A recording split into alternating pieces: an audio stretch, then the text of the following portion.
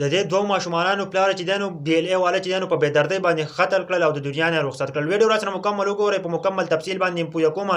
بي ال اي والا چې دی نو دا د دنیا نه رخصت کړی دی. ولې د دنیا نه رخصت کړی دی ستاسو سوچ هم نشئ کولی. د دې تعلق چې د کراچۍ سره دی، دا دوه ماشومانان دي او د دې ښځه ده، دوی چې دی نو کویټې ته راځي. دوی د ګوګل میپ په ذریعه باندې چې دی نو کویټې ته راځي، لوکیشن په ذریعه باندې راځي. که نن سبا تاسو وګورئ خلک لوکیشن کوي او قسمه قسم ځایونو ته ځي او ډېر په اسانه طریقه باندې راتلي. او دوی سره چې کوم کار شوی هغه تاسو سوچ هم نشئ کولی. دوی چې دی نو ګوګل میپ په ذریعه کویټې ته راځي، دوی بلوچستان ته رسېدلي دي، بلوچستان مستن علاقې ته رسېدلي دي. کله چې دوی بلوچستان مستن علاقې ته رسېدلي دي، په هغه ټایم کې چې دی نو بي ال اي والا چې دی نو په دوی باندې فایرنګ شروع کړی دی. په دې کې دا دوه ماشومانان چې دي دا د سیټ شاته شي، دوی چې دی نو بچ شي او دغه کس چې دی نو دا پکې د دنیا نه رخصت شي. بي ال اي والا چې دی نو دا د دنیا نه رخصت کی او د دې سړي ښځه چې دی نو هغه پکې هم چې دی نو ډېره زیاته زخمي شوې وي، ځکه چې هغه اوس په هسپتال کې ده. بي ال اي والا وایي که نه وایي د مظلومانو چې دی نو هغه همدرد دی، بلکې نه د مظلومانو قاتل دی.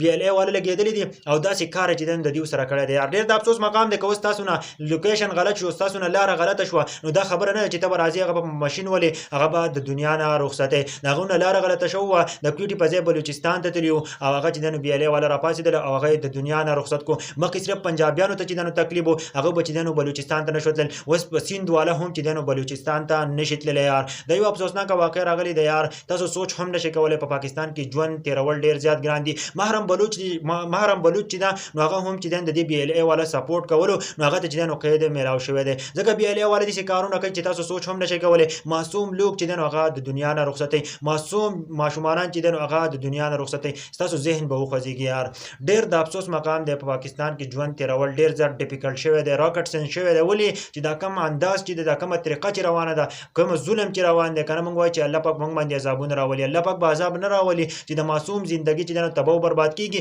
دې ښځې دا ویډیو ما وکتله، د هسپتال مخې ته ناسته یي که نه، چې تاسو ذهن به وخوځېږي. یار په وینو باندې لته پتې بیا چې دی نو د هسپتال ته ویسي. یار دا چې دی نو په ډزو باندې لګېدلي.